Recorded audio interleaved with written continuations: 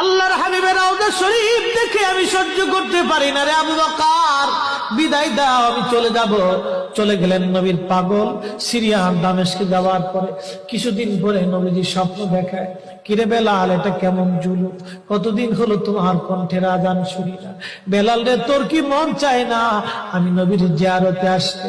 বেলাল আয়, আমি নবীর জিয়ারতে আয় রে বেলাল আয়, কতদিন হলো তোমার কণ্ঠের আজান শুনি না। স্বপ্ন যখন নবীজি দেখাইছে, এ মুসলমান, হযরতে বেলাল সুদূর সিরিয়ার দামেস্ক থেকে পাগলের মতো দৌড়াইলেন, পাগলের মতো ছুটে আসলেন। যখন মদিনাতে আসলেন তখন তাহাজ্জুদের সময় চলতেছিল। তাহাজ্জুদের সময় চলার সময় হযরত বেলাল রাদিয়াল্লাহু আনহু কাঠের জালি দিয়ে তখন রওজা শরীফ ঘিরে রাখা ছিল।